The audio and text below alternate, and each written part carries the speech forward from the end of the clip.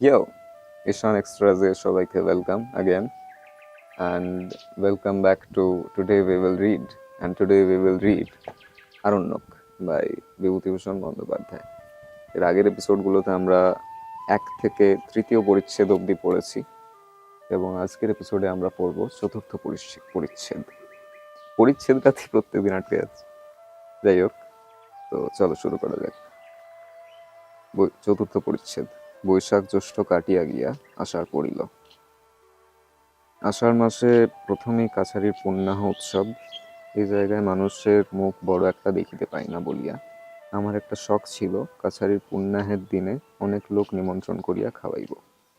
নিকটে কোনো গ্রাম না থাকায় আমরা গণরি তিওয়ারিকে পাঠাইয়া দূরে দূরের বস্তির লোকেদের নিমন্ত্রণ করিলাম। পুণ্যাহের পূর্বদিন হইতে আকাশ মেঘাচ্ছন্ন হইয়া টিপ টিপ বৃষ্টি পড়িতে শুরু করিয়াছিল। পুণ্যাহের দিন আকাশ ভাঙিয়া পড়িল। এদিকে দুপুর হইতে না হইতে দলে দলে লোক নিমন্ত্রণ খাওয়ার লোভে ধারাবর্ষণ উপেক্ষা করিয়া কাছারিতে পৌঁছিতে লাগিল। এমন মুশকিল যে তাহাদের বসিবার জায়গা দিতে পারা যায় না। দলের মধ্যে অনেক মেয়ে ছেলেপুলে লইয়া খাইতে আসিয়াছে। কাছারির দপ্তরখানায় তাহাদের বসিবার ব্যবস্থা করিলাম। পুরুষেরা যে যেখানে পারে আশ্রয় লইল। এদেশে খাওয়ানোর কোনো হাঙ্গামা নেই। এত গরিব দেশ যে থাকিতে পারে তাহা আমার জানা ছিল না। বাংলাদেশ যতই গরিব হোক, এদের দেশের সাধারণ লোকেদের তুলনায় বাংলাদেশের গরিব লোকেও অনেক বেশি অবস্থাপন্ন। ইহারা এই মুষলধারে বৃষ্টি মাথায় করিয়া খাইতে আসিয়াছে চীনা ঘাসের দানা, টক দই, ভেলি গুড় ও লাড্ডু, কারণ ইহাই এখানে সাধারণ ভোজের খাদ্য। 10-12 বছরের একটি অচেনা ছোকরা সকাল হইতেই খুব খাটিতেছিল। গরিব লোকের ছেলে, নাম বিশুয়া। দূরের কোনো বস্তি হইতে আসিয়া থাকিবে। বেলা 10টার সময় সে কিছু জলখাবার চাহিল। ভাঁড়ারের ভাত ছিল লবডুলিয়ার পাটোয়ারির উপর। সে এক খুঁচি চিনার দানা ও একটু নুন তাহাকে আনিয়া দিল। আমি পাশেই দাঁড়াইয়াছিলাম। ছেলেটি কালো কুচকুচে, সুশ্রী মুখটা, যেন পাথরের কৃষ্ণ ঠাকুর। সে যখন ব্যস্ত সমস্ত হইয়া মলিন মোটা মার্কিনী 8 হাতি থান কাপড়ের খুঁত পাতিয়া সেই তুচ্ছ জলখাবার লইল, তখন তাহার মুখে সে কি খুশির হাসি! আমি বলিতে পারি, অতি গরিব অবস্থারও কোনো বাঙালি ছেলে চিনার দানা কখনো খাইবেই না। খুশি হওয়া তো দূরের কথা, কারণ একবার শখ করিয়া চিনার দানা খাইয়া যে স্বাদ পাইয়াছি, তাহাতে মুখরোচক সুখাদ্য হিসেবে তাহাকে উল্লেখ কখনোই করিতে পারি না। বৃষ্টির মধ্যে কোনো রকমে তো ব্রাহ্মণ ভোজন একরকম চুকিয়া গেল। বৈকালের দিকে দেখি, ঘোর অবিশ্রান্ত বৃষ্টির মধ্যে অনেকক্ষণ হইতে 3টি স্ত্রীলোক উঠোনে পাতা পাতিয়া বসিয়া ভিজিয়া ঝুপসি হইতেছে, সঙ্গে 2টি ছোট ছোট ছেলে মেয়ে।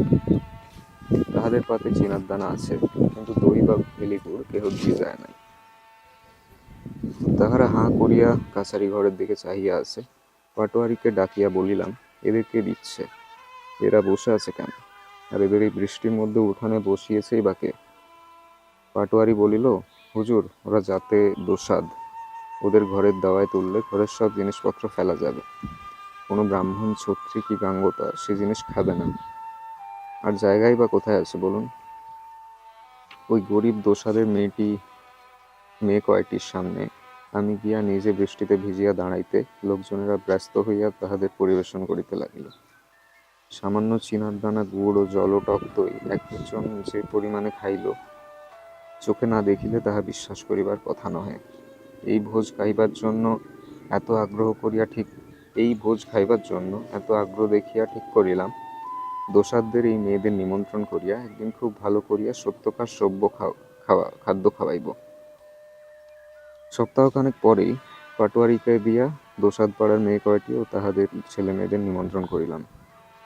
সেদিন তাহারা যাহা খাইল, লুচি, মাছ, মাংস, ক্ষীর, দই, পায়েস, চাটনি, জীবনে কোনোদিন সেরকম ভোজ খাওয়ার কল্পনাও করে নাই। তাদের বিস্মিত আনন্দ চোখমুখের সে হাসি কতদিন আমার মনে ছিল। সেই ভবঘুরে গাঙ্গতা ছোকরা বিশুয়াও সে দলে ছিল। সার্ভে ক্যাম্প থেকে একদিন ঘোড়া করিয়া ফিরিতেছি। মনের মধ্যে একটা লোক কাশ ঘাসের ঝোপের পাশে বসিয়া কলাইয়ে ছাতু মাখিয়া খাইতেছে। পাত্রের অভাবে ময়লা থান কাপড়ের প্রান্তেই ছাতুটা মাখিতেছে।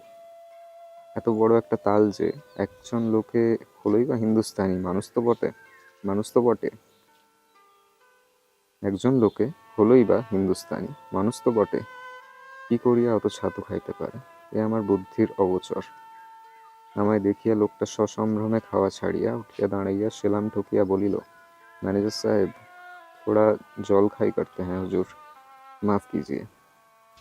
একজন ব্যক্তি নির্জনে বসিয়া শান্তভাবে জল খাবার খাইতেছে, ইহার মধ্যে মাফ করিবার কি আছে খুঁজিয়া পাইলাম না। বলিলাম, খাও খাও, তোমায় উঠতে হবে না। নাম কি তোমার? লোকটা তখনও বসে নাই, দণ্ডায়মান অবস্থাতেই সসম্ভ্রমে বলিল, গরিব কা নাম ধাওতাল সাহু হুজুর। চাহিয়া দেখিয়া মনে হইল লোকটার বয়স 60-এর উপরেই হইবে। রোগা লম্বা চেহারা, গায়ের রং কালো, পরনে অতি মলিন থান ও মেরোজাই, পা খালি। ধাওতাল সাহুর সঙ্গে এই আমার প্রথম আলাপ। কাছারিতে আসিয়া রামজোত পাটোয়ারিকে জিজ্ঞেস করিলাম, ধাওতাল সাহুকে চেনো? রামজোত বলিল, জি হুজুর, ধাওতাল সাহুকে এ অঞ্চলে কে না চেনে। সে মস্ত বড় মহাজন, লক্ষপতি লোক। এদিকে সবাই তার খাতক। নওগাছিয়ায় তার ঘর। পাটোয়ারির কথা শুনিয়া খুব আশ্চর্য হইয়া গেলাম। লক্ষপতি লোক বনের মধ্যে বসিয়া ময়লা উড়ানির প্রান্তে একতাল নিরুপকরণ কলাইয়ের ছাতু খাইতেছে। এ দৃশ্য কোনো বাঙালি লক্ষপতির সম্বন্ধে অন্তত কল্পনা করা অতীব কঠিন। ভাবিলাম, পাটোয়ারি বাড়াইয়া বলিতেছে, কিন্তু কাছারিকে যাহাকে জিজ্ঞেস করি সেই ওই একই কথা বলে। ধাওতাল সাহু, তার টাকার লেখাজোখা নেই। ইহার পরে নিজের কাজে ধাওতাল সাহু অনেকবার কাছারিতে আমার সহিত দেখা করিয়াছে। প্রতিবার একটু একটু করিয়া তাহার সহিত আলাপ জমিয়া উঠিলে বুঝিলাম একটি অতি অদ্ভুত লোকোত্তর চরিত্রের মানুষের সঙ্গে পরিচয় ঘটিয়াছে। বিংশ শতাব্দীতে এ ধরনের লোক যে আছে, না দেখলে বিশ্বাস করা যায় না। ধাওতালের বয়স যাহা আন্দাজ করিয়াছিলাম, প্রায় 63-64। কাছারির পূর্ব দক্ষিণ দিকের জঙ্গলের প্রান্ত হইতে 12-13 মাইল দূরে নওগছিয়া গ্রামে তার বাড়ি। এ অঞ্চলের প্রজা, জোতদার, জমিদার, ব্যবসাদার প্রায় সকলেই ধাওতাল সাহুর খাতক। কিন্তু তাহার মজা এই যে, টাকা ধার দিয়া সে জোর করিয়া কখনো তাগাদা করিতে পারে না। কত লোকে যে কত টাকা তাহার ফাঁকি দিয়াছে, তাহার মতো নিরীহ ভালো মানুষ লোকের মহাজন হওয়া উচিত ছিল না। কিন্তু লোকের উপরোধ সে এড়াইতে পারে না। বিশেষত সে বলে, যখন সকলেই মোটা সুদ লিখিয়া দিয়াছে, তখন ব্যবসা হিসাবে তো টাকা দেওয়া উচিত। একদিন ধাওতাল আমার সঙ্গে দেখা করিতে আসিল। উড়ানিতে বাঁধা এক বান্ডিল পুরনো দলিলপত্র। বলিল, হুজুর, মেহরবানি করে একটু দেখবেন দলিলগুলো। পরীক্ষা করিয়া দেখি, প্রায় 8-10 হাজার টাকার দলিল ঠিক সময়ে নালিশ না করার দরুন তামাদি হইয়া গিয়াছে। উড়ানির আরেক মুড়ো খুলিয়া সে আরো কতকগুলি জরাজীর্ণ কাগজ বাহির করিয়া বলিল, এগুলো দেখুন হুজুর। ভাবি একবার জেলায় গিয়ে উকিলদের দেখাই। তা মামলা কখনো করিনি, করা পোষায় না। তাগাদা করি, দিচ্ছি দেব করে টাকা দেয় না অনেকে। দেখিলাম সবগুলি তামাদি দলিল, সব শুদ্ধ জড়াইয়া সেও 4-5 হাজার টাকা। ভালো মানুষকে সবাই ঠকায়। বলিলাম, সাহুজি, মহাজনি করা তোমার কাজ নয়। এ অঞ্চলে মহাজনি করতে পারবে রাসবিহারী সিং রাজপুতের মতো দুবে লোকেরা, যাদের 7-8টা লাঠিয়াল আছে। খাতকের ক্ষেতে নিজে ঘোড়া করে গিয়ে লাঠিয়াল মোতায়েন করে আসে, ফসল ক্রোপ করে টাকা সুদ আদায় করে। তোমার মতো ভালো মানুষ লোকের টাকা শোধ করবে না কেউ। দিও না কাউকে আর। ধাওতালকে বোঝাইতে পারিলাম না। সে বলিল, সবাই ফাঁকি দেয় না হুজুর, এখনো চন্দ্র সূর্য উঠছে, মাথার উপর দিন দুনিয়ার মালিক এখনো আছেন। টাকা কি বসিয়ে রাখলে চলে? সুদে না বাড়ালে আমাদের চলে না হুজুর, এই আমাদের ব্যবসা। তাহার এই যুক্তি আমি বুঝিতে পারিলাম না। সুদের লোভে আসল টাকা নষ্ট হইতে দেওয়া কেমনতর ব্যবসা জানি না। ধাওতাল সাহু আমার সামনেই অম্লান বদনে 15-16 হাজার টাকার তামাদি দলিল ছিঁড়িয়া ফেলিল। এমনভাবে ছিঁড়িল যেন সেগুলো বাজে কাগজ। অবশ্য বাজে কাগজেরই পর্যায়ে তারা আসিয়া দাঁড়াইয়াছে বটে। তাহার হাত কাঁপিল না, গলার সুর কাঁপিল না। বলিল, রাঁইচি আর রেড়ির বীজ বিক্রি করে টাকা করেছিলাম হুজুর, নয়তো আমার পৈতৃক আমলের একটা ঘষা পয়সাও ছিল না। আমি করেছি, আবার আমি লোকসান দিচ্ছি। ব্যবসা করতে গেলে লাভ লোকসান আছেই হুজুর। তা আছে স্বীকার করি, কিন্তু কয়জন লোক এত বড় ক্ষতি এমন শান্তমুখে উদাসীনভাবে সহ্য করিতে পারে, সেই কথাই ভাবিতেছিলাম। তাহার বড় মানুষই গর্ব দেখিলাম মাত্র একটি ব্যাপারে। একটা লাল কাপড়ের বটুয়া হইতে সে মাঝে মাঝে ছোট একখানা জাঁতি ও সুপারি বাহির করিয়া কাটিয়া মুখে ফেলিয়া দেয়। আমার দিকে চাহিয়া হাসি মুখে একবার বলিয়াছিল, রোজ 1 কনুয়া করে সুপুরি খাইবা বুঝি? সুপুরির বড় খরচ আমার। বৃত্তে নিষ্পৃহতা ও বৃহৎ ক্ষতিকে তাচ্ছিল্য করিবার ক্ষমতা যদি দার্শনিকতা হয়, তবে ধাওতাল শাহুর মতো দার্শনিক আমি অন্তত দেখি নাই। ফুলকিয়ার ভিতর দিয়া যাইবার সময় আমি প্রতিবারই জয়পাল কুমারের মকাইয়ের পাতা ছাওয়া ছোট্ট ঘরখানার সামনে দিয়া যাইতাম। কুমার অর্থে কুম্ভকার নয়, ভূঁইহার বামুন। খুব বড় একটা প্রাচীন পাকুড় গাছের নিচেই জয়পালের ঘর। সংসারে সে সম্পূর্ণ একা, বয়সেও প্রাচীন, লম্বা রোগা চেহারা, মাথায় লম্বা সাদা চুল। যখনই যাইতাম তখনই দেখিতাম কুঁড়ে ঘরের দোরের গোড়ায় সে চুপ করিয়া বসিয়া আছে। জয়পাল তামাক খাইত না, কখনো তাকে কোনো কাজ করিতে দেখিয়াছি বলিয়াও মনে হয় না। গান গাহিতে শুনি নাই।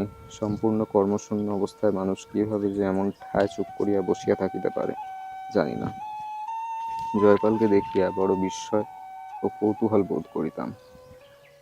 প্রতিবারই উহার ঘরের সামনে ঘোড়া থামাইয়া উহার সহিত 2টা কথা না বলিয়া যাইতে পারিতাম না। জিজ্ঞাসা করিলাম, জয়পাল, কি করো বসে? এই বসে আছি হুজুর। বয়স কত হলো? তা হিসেব রাখিনি, তবে যেবার কুশি নদীর কুল হয় তখন আমি মহিষ চড়াতে পারি। বিয়ে করেছিলে? ছেলেপুলে ছিল? পরিবার মরে গিয়েছে আজ 20-25 বছর। 2টো মেয়ে ছিল, তারাও মারা গেল, সেও 13-14 বছর আগে। এখন একাই আছি। আচ্ছা, এই যে একা এখানে থাকো, কারোর সঙ্গে কথা বলো না, কোথাও যাও না, কিছু করো না, এ ভালো লাগে? একঘেয়ে লাগে না? জয়পাল অবাক হইয়া আমার দিকে চাহিয়া বলিল, কেন খারাপ লাগবে হুজুর? বেশ থাকি, কিছু খারাপ লাগে না। জয়পালের এই কথাটা আমি কিছুতেই বুঝিতে পারিতাম না। আমি কলিকাতার কলেজে পড়িয়া মানুষ হইয়াছি। হয় কোনো কাজ, নয়তো বন্ধু বান্ধবের সঙ্গে আড্ডা, নয় বই, নয় সিনেমা, নয় বেড়ানো, এছাড়া মানুষ কি করিয়া থাকে বুঝি না। ভাবিয়া দেখিতাম দুনিয়ার কত কি পরিবর্তন হইয়া গেল। গত 20 বৎসর জয়পাল কুমার ওই ঘরের দোরটাতে ঠায় চুপ করিয়া বসিয়া বসিয়া তার কতটুকু খবর রাখে। আমি যখন ছেলেবেলায় স্কুলের নিচের ক্লাসে পড়িতাম, তখনও জয়পাল এমনি করিয়া বসিয়া থাকিত। বিয়ে যখন পাস করিলাম, তখনও জয়পাল এমনি করিয়া বসিয়া থাকে। আমার জীবনেরই নানা ছোট বড় ঘটনা, যা আমার কাছে পরম বিস্ময়কর বস্তু, তারই সঙ্গে মিলাইয়া জয়পালের এই বৈচিত্র্যহীন নির্জন জীবনের অতীত দিনগুলির কথা ভাবিতাম। জয়পালের ঘরখানা গ্রামের একেবারে মাঝখানে হইলেও কাছে অনেকটা পতিত জমি ও মকাই ক্ষেত, কাজেই আশেপাশে কোনো বসতি নাই। ফুলকিয়া নিতান্ত ক্ষুদ্র গ্রাম, 10-15 ঘর লোকের বাস। সকলেই চতুর্দিকব্যাপী জঙ্গল মহালে মহিষ চড়াইয়া দিন গুজরান করে। সারাদিন ভূতের মতো খাটে, আর সন্ধ্যার সময় কলাইয়ের ভুসির আগুন জ্বালাইয়া তার চারিপাশে পাড়া শুদ্ধ বসিয়া গল্পগুজব করে, খৈনি খায়, কিংবা শালপাতার পিকায় ধূমপান করে। হুঁকায় তামাক খাওয়ার চলন এদেশে খুবই কম, কিন্তু কখনো কোনো লোককে জয়পালের সঙ্গে আড্ডা দিতে দেখি নাই। প্রাচীন পাকুড় গাছটার মগডালে বকেরা দল বাঁধিয়া বাস করে। দূর হইতে দেখিলে মনে হয় গাছের মাথায় থোকা থোকা সাদা ফুল ফুটিয়াছে। স্থানটা ঘন ছায়া ভরা, নির্জন, আর সেখানটাতে দাঁড়াইয়া যেদিকেই চোখ পড়ে সেদিকেই নীল নীল পাহাড়। দূর দিগন্তে হাত ধরাধরি করিয়া ছোট ছোট ছেলে মেয়েদের মতো মণ্ডলাকারে দাঁড়াইয়া। আমি পাকুড় গাছের ঘন ছায়ায় দাঁড়াইয়া যখন জয়পালের সঙ্গে কথা বলিতাম, তখন আমার মনে এই সুবৃহৎ বৃক্ষতলের নিবিড় শান্তি ও গৃহস্বামীর অনুদ্বিগ নিষ্পৃহ ধীর জীবনযাত্রা ধীরে ধীরে কেমন একটা প্রভাব বিস্তার করিত। ছুটাছুটি করিয়া বেড়াইয়া লাভ কি সুন্দর ছায়া এই শ্যাম বংশী বটের! কেমন মন্থর যমুনা জল, অতীতের শতাব্দী পায়ে পায়ে পার হইয়া সময়ের উজানে চলিয়া যাওয়া কি আরামের! কিন্তু জয়পালের জীবনযাত্রার প্রভাব ও কিছু চারিধারের বাধা বন্ধন শূন্য প্রকৃতি আমাকেও ক্রমে ক্রমে যেন ওই জয়পাল কুমারের মতোই নির্বিকার, উদাসীন ও নিষ্পৃহ করিয়া তুলিতেছে। শুধু তাই নয়, আমার যে চোখ কখনো এর আগে ফুটে নাই, সেই চোখ যেন ফুটিয়াছে। যেসব কথা কখনো ভাবি নাই তাহাই ভাবাইতেছে। ফলে এই মুক্ত প্রান্তর ও ঘনশ্যাম অরণ্য প্রকৃতিকে এত ভালোবাসিয়া ফেলিয়াছি যে একদিন পূর্ণিয়া কি মঙ্গের শহরে কার্য উপলক্ষে গেলে মন উড়ু উড়ু করে, মন টিকিতে চায় না। মনে হয় কতক্ষণে জঙ্গলের মধ্যে ফিরিয়া যাইব, কতক্ষণে আবার সেই ঘন নির্জনতার মধ্যে, অপূর্ব জ্যোৎস্নার মধ্যে, সূর্যাস্তের মধ্যে, দিগন্তব্যাপী কালবৈশাখীর মেঘের মধ্যে তারাভরা নিদাগ নিশীথের মধ্যে ডুব দিব।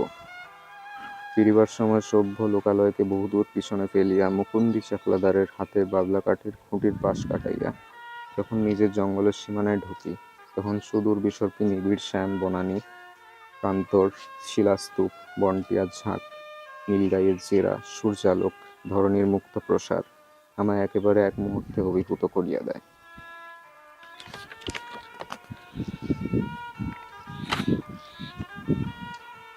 এটাই ছিল 4th পরিচ্ছেদ এবং আজকের এপিসোড এই অবধি। থ্যাংক ইউ সো মাচ শোনার জন্য আমার সাথে আরণ্যক বাই বিভূতিভূষণ বন্দ্যোপাধ্যায়। এরপরে 5ম পরিচ্ছেদ, নেক্সট এপিসোড। Bye bye.